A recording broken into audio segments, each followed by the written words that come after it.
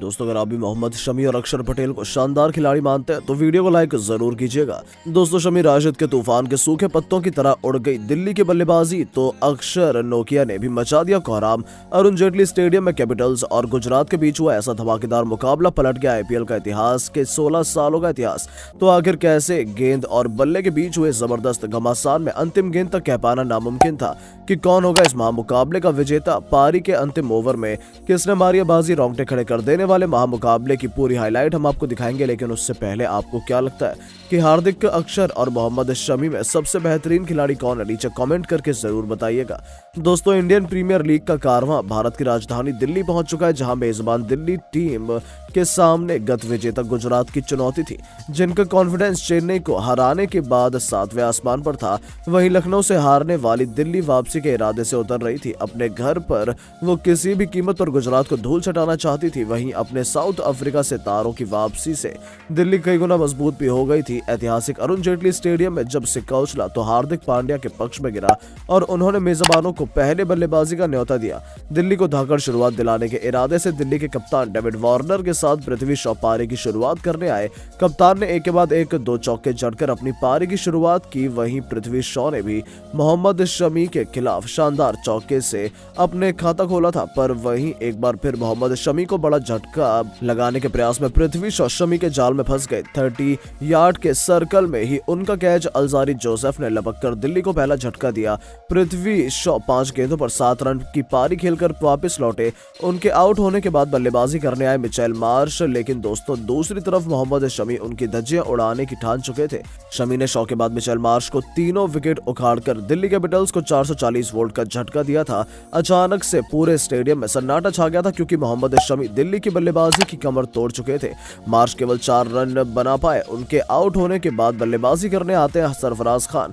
अब तक David Warner पारी को संभालते हुए थे। 6 ओवरों में उन्होंने अपनी टीम को 52 रनों तक पहुंचा दिया। सरफराज और वार्नर के बीच एक अच्छी पार्टनरशिप हुई, लेकिन शमी के बाद अल्जारी जोसेफ ने दिल्ली को ऐसा करार झटका दिया जिसमें उनके फैंस कभी भी नहीं भूल पाएंगे। उन्होंने 2 गेंदों पर 2 बड़े विकेट चटकाकर दिल्ली की पारी को तहस नहस कर दिया। उन्होंने पहले डेविड वार्नर को निशाना बनाया। कप्तान 7 चौकों की बदौलत 37 रन बनाकर पवेलियन की शोभा बढ़ाने लौट गए।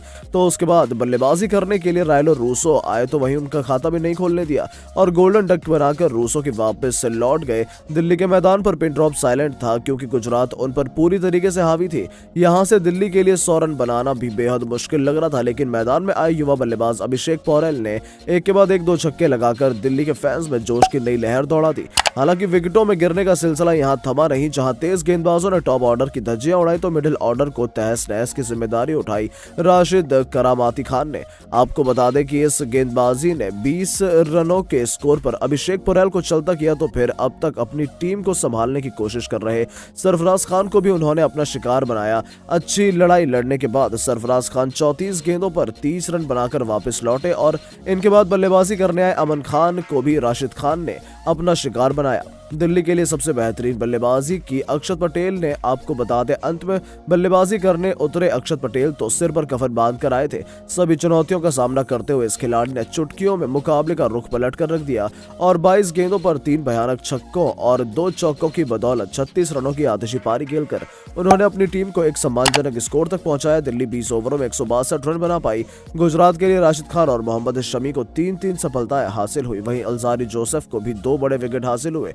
दोस्तों, अपनी टीम को जीत की दहलीज तक पहुंचाने के लिए गुजरात की सबसे खतरनाक ओपनिंग जोड़ी रिद्धिमान साहा के साथ शुभमन गिल पारी की शुरुआत करने आते हैं और अपने करोड़ों फैंस को उम्मीदों पर खरा उतरते हुए रिद्धिमान साहा ने पहले ही ओवर में खलील अहमद की जमकर पिटाई कर दी। 2 चौके और एक तूफानी छक्का बटोरकर उन्होंने अपने तेवर दिल्ली को दिखा दिए थे। वहीं दूसरी तरफ से शुभमन गिल ने भी दूसरे ओवर में लगातार 2 चौके जड़कर अपनी टीम को एक जबरदस्त शुरुआत दिला दी थी। हालांकि उनकी रणनीति ज्यादा लंबी काम नहीं कर पाई। तीसरे ओवर में गेंदबाजी करने आए एंड्रिक नोकिया ने पहले गेंद पर रिद्धिमान साहा को क्लीन बोल्ड कर गुजरात को करारा झटका दिया। रिद्धिमान साहा 7 गेंदों पर 14 रन बनाकर चलते बने।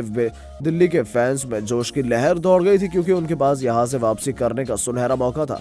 नंबर 3 पर विलियमसन की अनुपस्थिति में बल्लेबाजी करने आए साई सुदर्शन।